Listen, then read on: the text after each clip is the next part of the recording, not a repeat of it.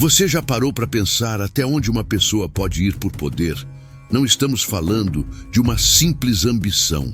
Estamos falando de algo sombrio, de um desejo tão intenso, tão cego, que leva alguém a destruir a própria família e a manchar o próprio nome com sangue. Essa é uma daquelas histórias que nos faz olhar para o coração humano com mais cuidado. Uma história real, registrada nas páginas antigas do livro de Juízes, que mostra como a ganância pode transformar um homem em um tirano. E como a justiça, mais cedo ou mais tarde, sempre vem. Imagine só, você acorda num dia comum e, do nada, descobre que um homem matou 70 irmãos só para garantir o trono. 70, não 7, não 10. 70 filhos de um mesmo pai, assassinados sem piedade. Essa é a introdução brutal de um nome que talvez você nunca tenha ouvido com tanto destaque: Abimeleque. Mas se você acha que ele era apenas mais um rei na história de Israel, se prepare, porque o que ele fez, e principalmente como terminou, vai te deixar sem palavras. No final dessa história, Abimeleque vai cair de forma vergonhosa. Mas o caminho até essa queda é cheio de escolhas erradas, alianças perigosas e, sim, uma pedra de moinho jogada por uma mulher que muda tudo. Mas, calma. Antes de falar do fim trágico, a gente precisa entender onde tudo começou. E tudo começa com um nome poderoso: Gideão. E fique até o final para saber como vai terminar. Vamos juntos nessa. Mas antes, deixe seu like, se inscreva em nosso canal e ative o sininho para receber mais vídeos como este. As raízes da sede de poder, a origem de Abimeleque. Para entender Abimeleque, primeiro a gente precisa conhecer um pouco mais sobre seu pai, Gideão. Gideão foi um dos grandes heróis da fé em Israel. Ele apareceu num momento em que o povo estava sofrendo nas mãos dos midianitas, inimigos cruéis que saqueavam tudo: plantações, rebanhos, esperança. Mas Deus levantou Gideão de forma surpreendente. Um homem simples, inseguro, que se achava o menor da casa mais pobre de Manassés. Juízes 6:15. E mesmo assim, Deus o escolheu. E o que Gideão fez foi extraordinário. Com apenas 300 homens, derrotou um exército inimigo que parecia impossível de vencer. Foi uma vitória tão marcante que o povo quis torná-lo rei logo depois. Mas Gideão recusou. Ele disse: "Não reinarei sobre vocês, nem meu filho reinará. O Senhor é quem deve reinar sobre vocês." Juízes 8:23. Bonito, né? Mas aqui começa uma parte delicada. Mesmo não aceitando o trono, Gideão teve muitos filhos, 70 para ser exato. E ainda teve várias mulheres, entre elas uma concubina que morava em Siquém. E foi dessa mulher que nasceu Abimeleque. O nome dele já dizia muita coisa. Abimeleque significa "meu pai é rei". Mesmo que Gideão tenha recusado o título formal de rei, talvez o modo como ele viveu, cercado de filhos, riquezas e reconhecimento, tenha dado a Abimeleque a ideia de que ele era, sim, parte de uma família real. Mas tem um detalhe importante: Abimeleque não cresceu com os irmãos. Ele foi criado em Siquém, uma cidade com uma cultura diferente, onde o povo misturava tradições de Israel com práticas pagãs. Ele era o filho da concubina, o meio-irmão bastardo, e provavelmente cresceu com um sentimento de exclusão e inferioridade em relação aos outros filhos de Gideão. E é aqui que a semente da ambição começa a germinar. Abimeleque não queria só ser reconhecido. Ele queria superar todos os outros, não por honra, mas por força. Não por amor ao povo, mas por ego. Enquanto os filhos legítimos de Gideão viviam em Ofra, talvez com mais estabilidade e respeito, Abimeleque tramava silenciosamente sua ascensão. Ele não queria apenas um lugar na história. Ele queria o trono, mesmo que para isso tivesse que pisar em tudo e em todos. E o pior, ele sabia exatamente por onde começar. Pelo povo da cidade onde foi criado. Siquém. Agora que você já entende de onde ele veio, se prepare para ver o que ele fez.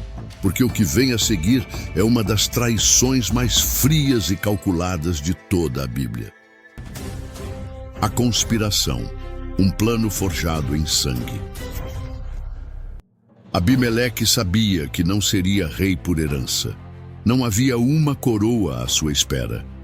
Seus irmãos, filhos legítimos de Gideão, eram muitos, e certamente o povo de Israel jamais o reconheceria como sucessor. Mas ele também sabia de outra coisa. Em Siquém, ele tinha raízes, tinha influência e tinha um plano. Foi lá que ele deu o primeiro passo para conquistar o poder. Ele reuniu os líderes da cidade e fez uma proposta ousada. Perguntou a eles: o que é melhor para vocês? Que 70 homens, todos filhos de Gideão, governem sobre vocês? Ou que apenas um governe? Juízes 9:2. E logo em seguida, ele usou sua carta de autoridade. Lembrem-se de que eu sou sangue do sangue de vocês. Abimeleque estava apelando para o tribalismo, para o sentimento de pertencimento regional. Ele sabia como manipular o discurso, e conseguiu. Os líderes de Siquém ficaram do lado dele. Eles olharam para aquele homem ambicioso, determinado, e decidiram apoiar o seu golpe. E o apoio não veio só em palavras. Eles deram a ele 70 peças de prata tiradas do templo de Baal-Berite, um deus pagão que já indicava o afastamento de Siquém do verdadeiro Deus de Israel. Com esse dinheiro, Abimeleque contratou homens perversos, desocupados, especialistas em violência, matadores profissionais. Então ele partiu para Ofra, a cidade onde estavam seus irmãos. E ali, um a um, Abimeleque assassinou os 70 filhos de Gideão, seus próprios meio-irmãos. A Bíblia diz que ele os matou sobre uma mesma pedra. Juízes 9:5. Ou seja, foi uma execução organizada, fria, brutal. 70 vozes silenciadas, apenas para que ele fosse o único a subir ao trono. Mas um escapou. O mais novo, Jotão, conseguiu fugir. E quando soube que Abimeleque havia sido coroado rei pelos homens de Siquém, ele fez algo que ninguém esperava. Subiu ao monte Gerizim e gritou em alta voz uma parábola que ecoou como um julgamento. Naquela parábola, Jotão contou a história de árvores procurando um rei. Primeiro chamaram a oliveira, depois a figueira, depois a videira. Mas nenhuma quis reinar. Por fim, chamaram o espinheiro, inútil, sem frutos, cheio de espinhos, e ele aceitou com arrogância. O espinheiro, claro, representava Abimeleque. E Jotão avisou: se vocês agiram com verdade e integridade ao fazerem Abimeleque rei, que ele traga alegria. Mas se não, que saia fogo de Abimeleque e consuma vocês, e que saia fogo de vocês e consuma Abimeleque. Juízes 9, 19 e 20. Foi uma profecia, e como a gente vai ver mais adiante, ela se cumpriu com precisão assustadora. Mas naquele momento, o povo de Siquém ignorou o aviso, e Abimeleque se tornou rei, não por eleição, não por unção divina, mas por assassinato e aliança com pagãos. Um reino manchado de sangue, o reinado de Abimeleque. Abimeleque finalmente conseguiu o que queria. Ele usurpou o trono, foi declarado rei em Siquém. E tudo isso sem ter sido escolhido por Deus, sem aprovação do povo de Israel como um todo, e sem um pingo de justiça. Mas você sabe como é. O que começa torto, dificilmente termina reto. O reinado de Abimeleque não foi marcado por sabedoria ou justiça. Ele não foi um rei que trouxe paz ou prosperidade. Muito pelo contrário. Sua liderança foi construída sobre medo, sobre violência e sobre alianças frágeis. Por 3 anos, ele governou como um tirano, tentando manter o controle com mão de ferro. Só que existe algo que o poder não consegue segurar por muito tempo: a confiança quebrada. E foi exatamente isso que começou a acontecer.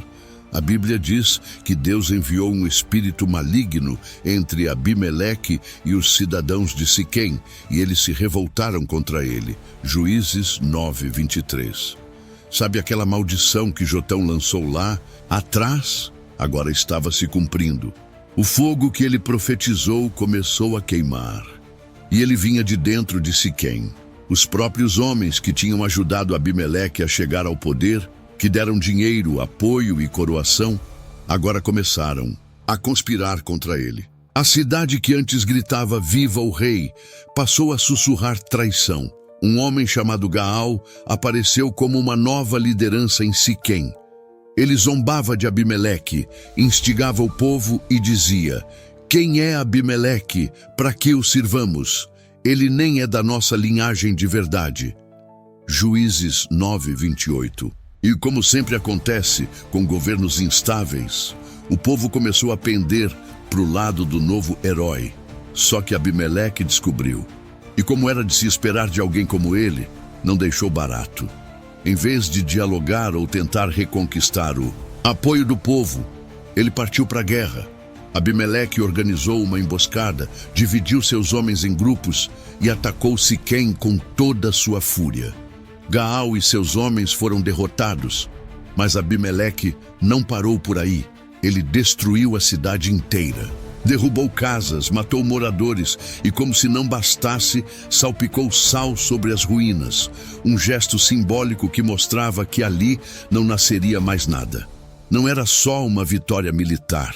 Era vingança, fria, cruel, definitiva.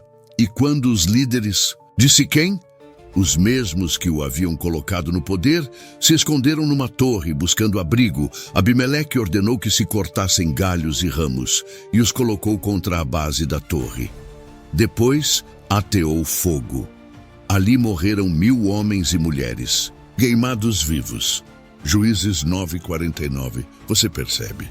É como se o fogo da maldição de Jotão tivesse começado a se espalhar, não só como julgamento de Deus, mas como consequência natural da maldade de Abimeleque. O homem que queria ser rei a qualquer custo, agora se tornava um monstro. Mas a justiça ainda não tinha terminado seu curso. E o que estava prestes a acontecer, ninguém poderia imaginar. A queda humilhante, a justiça que veio de cima. Depois de destruir Siquém e queimar vivos seus habitantes, parecia que nada mais poderia parar Abimeleque. Mas como a própria Bíblia diz, tudo o que o homem semear, isso também colherá. Gálatas 6:7. E Abimeleque estava prestes a colher da forma mais inesperada e humilhante possível. Depois de arrasar Siquém, ele partiu contra outra cidade chamada Tebes.